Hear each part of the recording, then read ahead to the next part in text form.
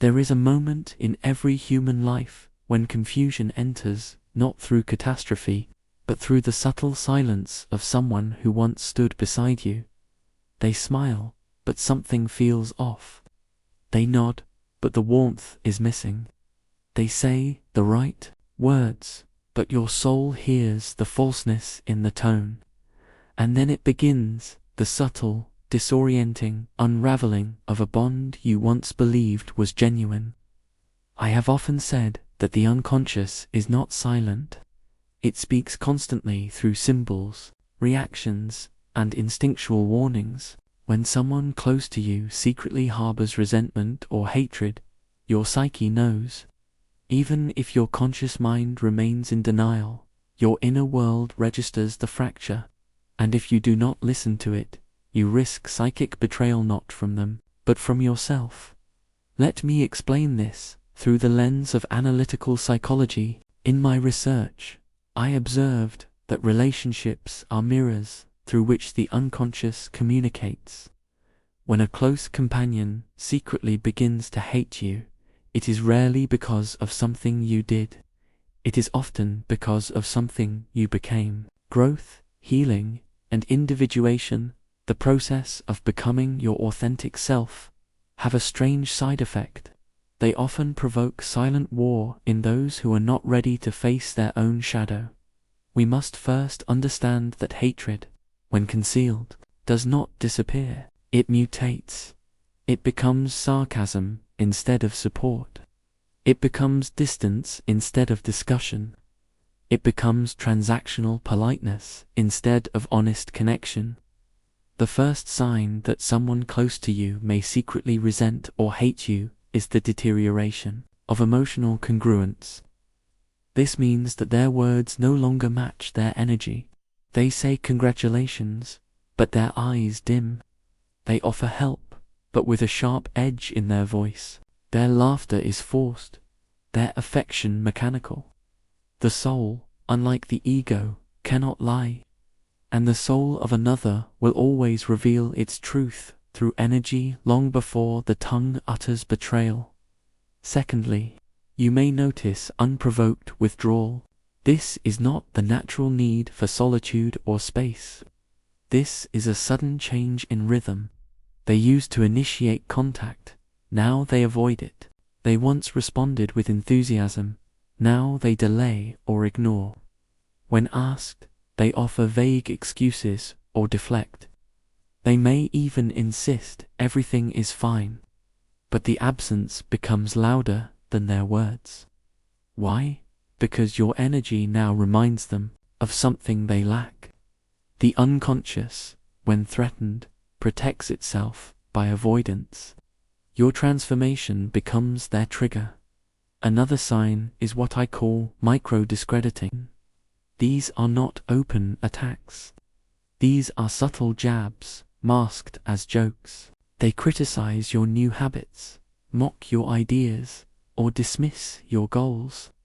Perhaps you speak of a dream and they respond with a smirk. Perhaps you share an insight and they say, "You think you're better now." It is not the content of their words that wounds you. It is the tone, the timing, the motive behind them. These comments are not spontaneous. They are projections. The shadow of your progress casts a light on their stagnation. And instead of using that discomfort to awaken, they turn it against you. Pay attention also to passive sabotage. They once supported your growth, but now, subtly, they work against it. They distract you at critical moments. They minimize your needs. They show up late. They forget your boundaries. This is not accidental. It is the unconscious attempting to restore equilibrium not by elevating themselves, but by dragging you back down. They do not hate you because you wronged them. They hate you because you remind them of their own forgotten power and the pain of never having used it. And perhaps the most chilling sign is the emotional inversion. They begin to act as if you are the aggressor. They treat your peace as arrogance, your silence as insult, your self-respect as selfishness. They twist the narrative so that your healing becomes the offense. This is not always done consciously, but remember, the unconscious seeks balance at any cost. When someone close to you cannot access their own inner strength, they may unconsciously attempt to possess yours or destroy it. All of this occurs in silence. There is no grand confrontation, no dramatic betrayal. That is why it is so difficult to see, but your psyche sees it. Your dreams shift, your energy contracts around them, your body tenses in their presence. You begin to feel wrong for simply being yourself, and that is the final signal. When the price of your authenticity becomes the disapproval of someone you once trusted, you are standing at a psychological crossroads. One path leads back into the mask, the other leads forward into freedom, but at the cost of loss. Now I must be clear. Not every change in behavior is rooted in secret hatred. Sometimes people distance themselves because of their own inner storms, but the difference lies in pattern and persistence. If the discomfort is consistent, if the passive aggression becomes the new normal, if your joy now makes them recoil instead of rejoice, you must consider the deeper truth. You are not paranoid, you are perceiving, and the psyche does not lie. Let us now turn to why this happens. What is it in the human soul that makes love quietly decay into hate? The answer is as complex as the human shadow. Often, people love you only when you serve a function. You mirror their worth, provide validation, fill a role. But the moment you transcend that role, you disturb their inner architecture. You change the contract without permission.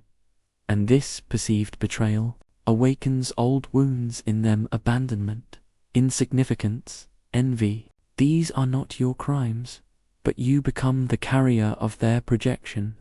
It is easier to hate you than to face their inner fracture. So they smile with their lips and curse you in their heart. In analytical terms, this is the clash between ego and self. Your movement toward wholeness threatens their ego-constructed identity. The ego resists death. It fears change.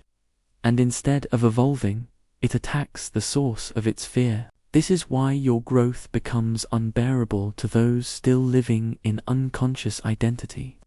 Your light hurts their unintegrated shadow, not because you shine too brightly, but because they have yet to remember their own radiance.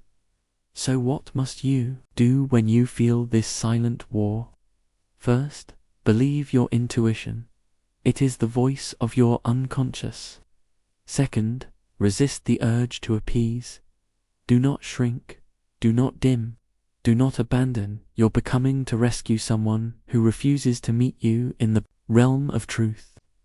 You are not responsible for their unhealed wounds.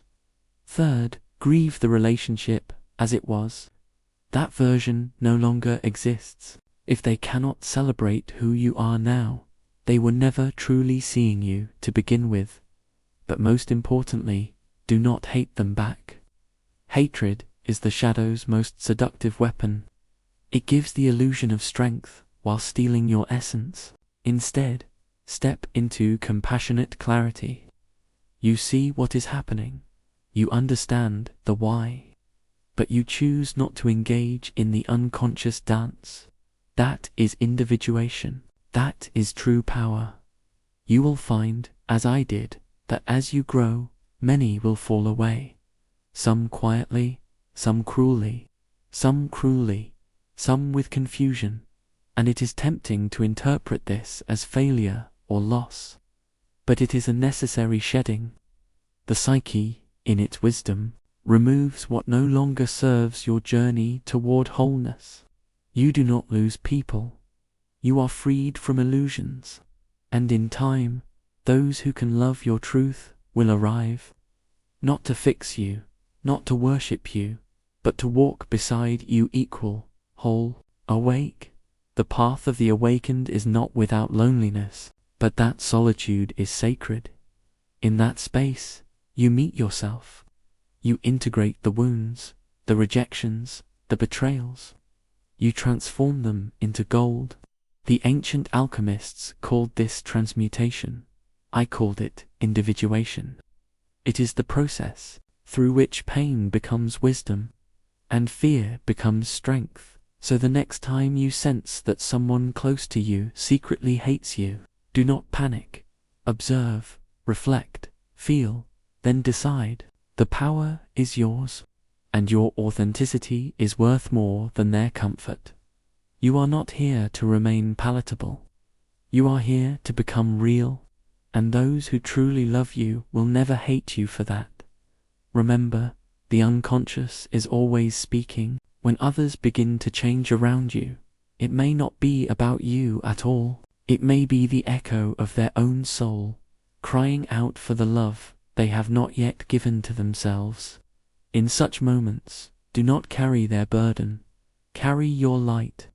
For in doing so, you become what this world desperately needs.